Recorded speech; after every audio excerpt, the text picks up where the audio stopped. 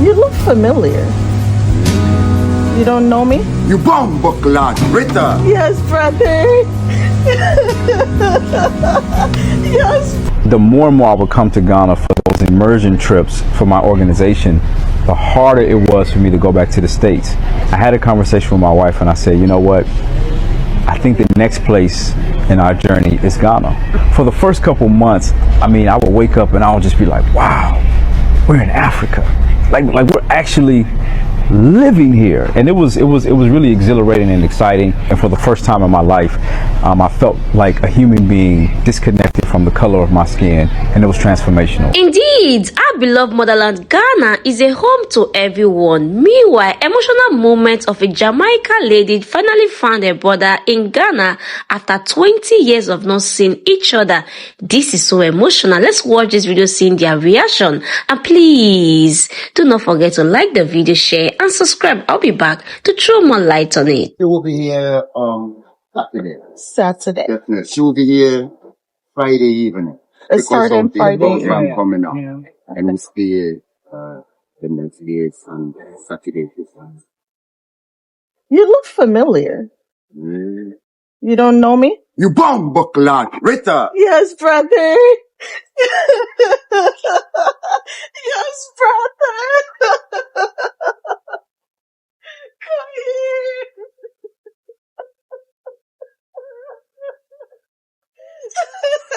Rasta.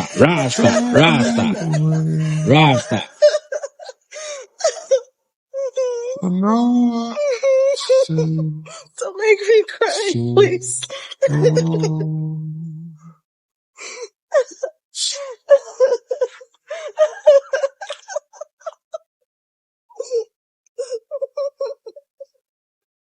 I promise.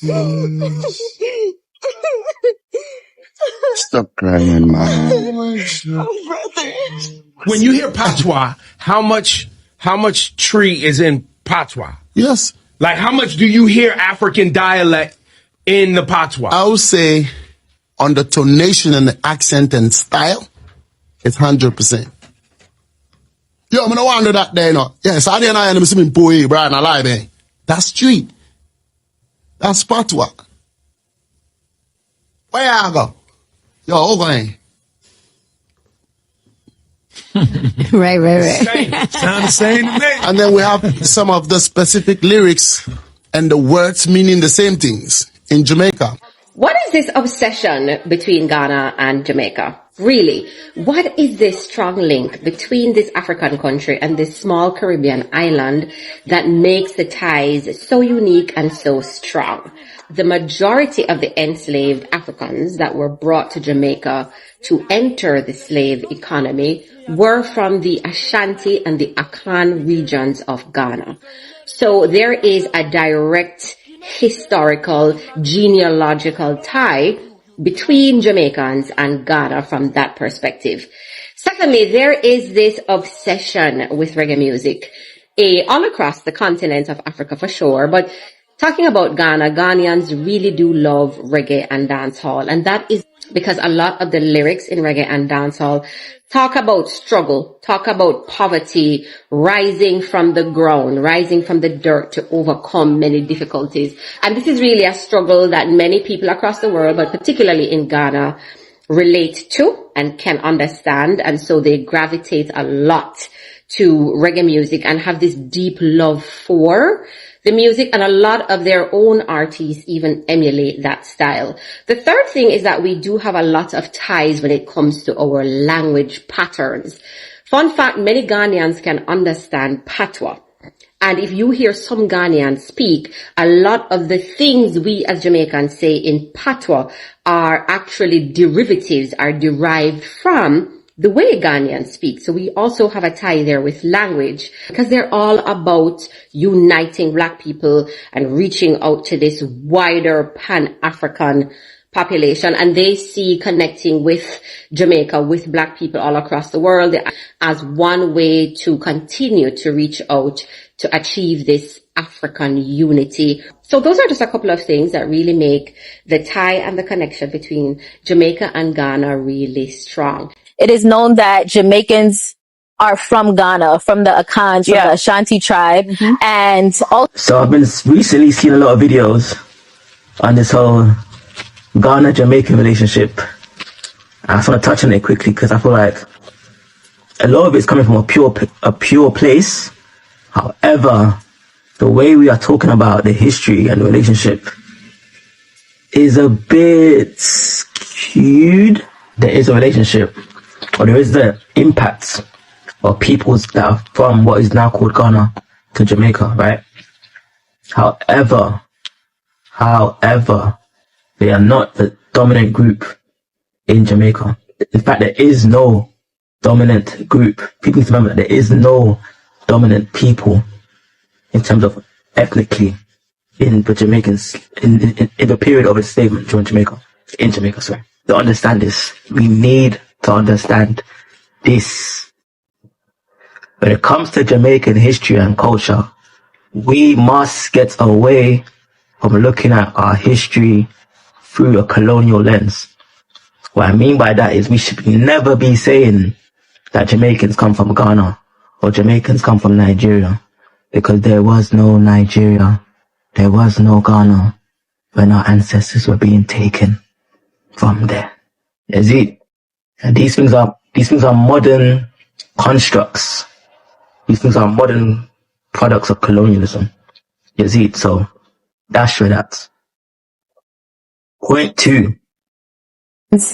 Are from Ghana, from the Akans, from the Ashanti tribe, and that's where that's where, that's it where, you know what I'm saying? Historically, the Ashanti would have been more likely to be the ones trading people than to be the ones traded.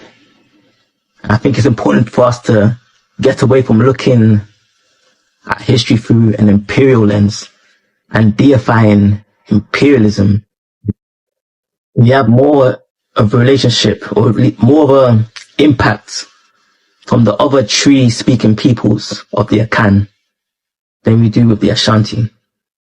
And other people of what is now known as Ghana, like the Ga. The next thing and the final thing is that when it comes to Jamaican culture and history, right?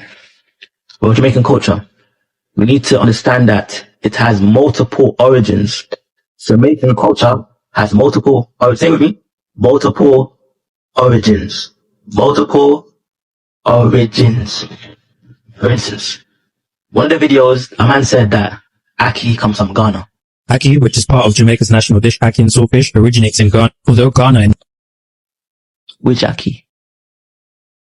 Kiana Wanya.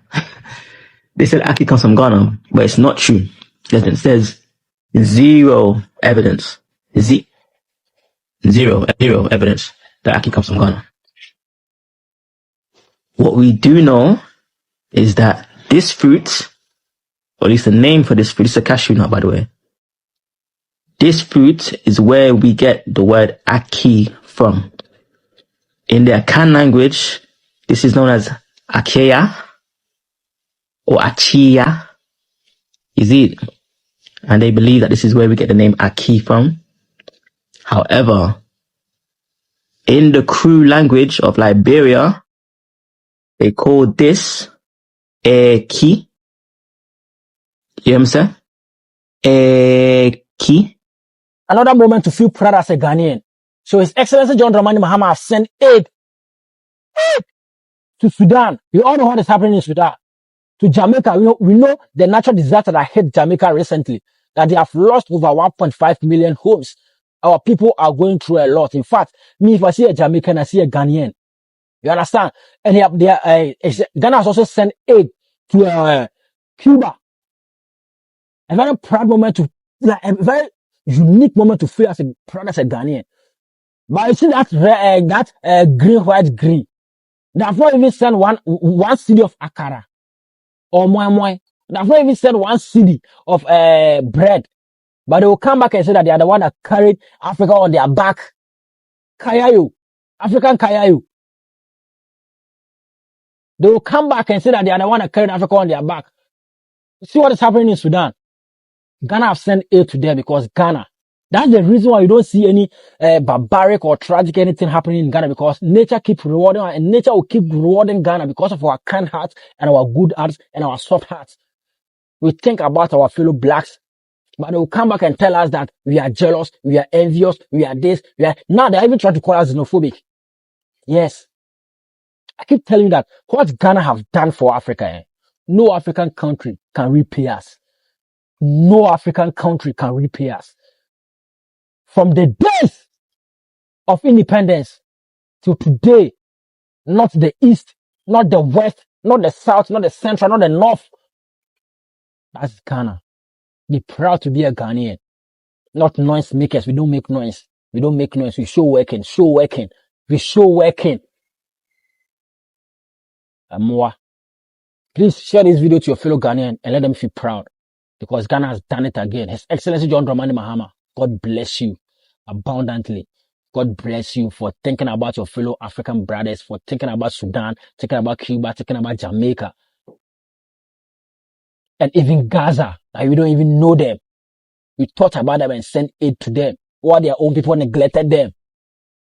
That is Ghana for you. Indeed, Ghana is the gateway to Africa, and Ghana is a blessing to the continent of Africa, because since time of memorials, Ghanaian leaders have always put the interests of Africa at heart. Any African country that finds difficulty, they always try to support in any way they can. I wish other African countries can also do the same. For the past 2 days now, we all saw the video of the president of Ghana, His Excellency John Dramani Mahama, for the kind gesture. This man also tried to support Gaza, Jamaica, and other countries worth of items of 10 million Ghana cedi. That is a lot of things. Like I said before, I wish other Africans can also do the same to support each other. And this video of a Jamaican lady coming to Ghana to see his elder brother they have not seen for the past 20 years, but coming to Ghana, this lady found a brother, and it's so emotional seeing the way they are reconciling again.